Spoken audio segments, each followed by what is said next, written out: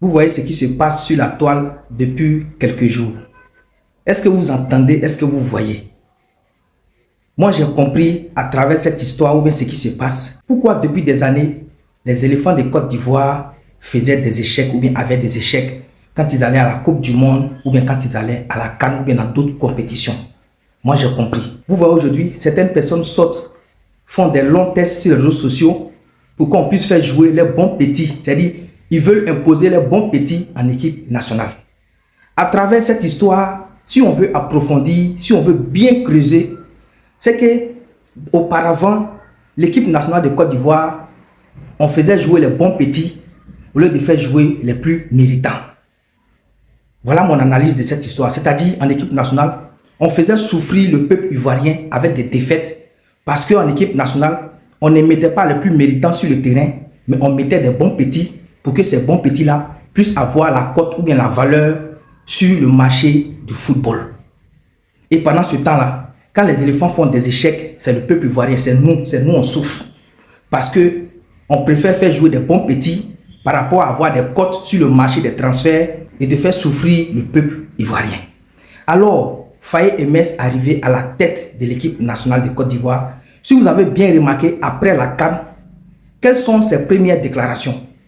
Quand Faye Hermès a allé voir Wilfried Zaha, quelles sont les déclarations qui sont sorties? Communiqué de la Fédération ivoirienne de football qu'elle a fait passer sur sa page Facebook après l'entretien du sélectionneur Faye Hermès et son adjoint Guy Demel avec Wilfried Zaha. Qu'est-ce qu'ils ont dit? Désormais en équipe nationale, ce sont les plus méritants qui viendront en équipe nationale.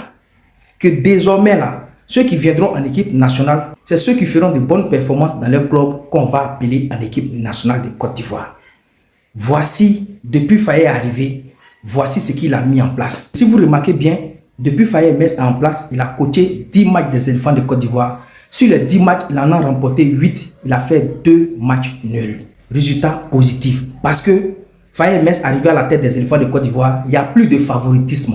Il n'y a plus de bons petits. Il n'y a plus de faire jouer mon bon petit, prendre son téléphone et puis appeler le sélectionneur pour dire il faut faire jouer mon bon petit là. C'est-à-dire, Faye Hermès arrivé à la tête des éléphants de Côte d'Ivoire, il a mis l'intérêt national au devant de tout. Que de jouer avec des intérêts personnels de certaines personnes. Voici le succès de Faye Hermès aujourd'hui. Voici pourquoi Faye Hermès, depuis la tête des éléphants de Côte d'Ivoire, il ne fait que gagner, gagner, gagner et avoir de belles performances avec ses poulains. Et ça dérange certaines personnes. Parce qu'auparavant, on prenait des téléphones ou bien dans les coulisses, on appelait des sélectionneurs pour dire voilà, il faut mettre mon bon petit là. Pour que sur le marché des transferts, il soit bien. Voici ce qui s'est passé à travers cette histoire, ce qui se passe aujourd'hui. Voici mon analyse, qu'aujourd'hui, on a compris pourquoi, depuis des décennies, les Ivoiriens ou bien les supporters ivoiriens souffraient de cette équipe nationale parce que on faisait jouer des bons petits au lieu de faire jouer des plus méritants pour faire gagner notre équipe nationale.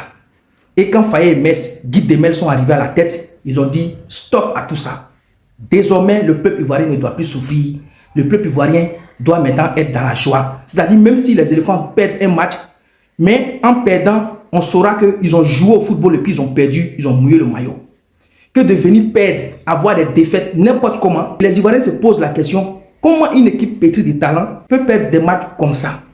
On a compris aujourd'hui, c'est-à-dire ceux qui étaient cachés dans l'ombre, qui faisaient de telle sorte que les bons petits jouent en sélection, ils ont commencé à se dévoiler. Ça, c'est le travail de Dieu. C'est Dieu qui a commencé à les dévoiler. Parce que ce qu'il fallait en train de faire en ce moment, ça ne les arrange pas. Et voici aujourd'hui, on a tout compris aujourd'hui. Pourquoi nous, les supporters ivoiriens, on a souffert depuis des décennies, depuis des années. Au lieu qu'on fasse jouer les plus méritants, certains, pour leurs intérêts personnels, faisaient jouer des personnes parce qu'il y a des transferts qu'ils doivent faire pour recevoir leur pourcentage. Donc, à cause de leur pourcentage qu'eux, ils doivent recevoir sur le transfert de leurs joueurs, là, pour des intérêts personnels, on préfère faire souffrir un peuple de 30 millions d'habitants.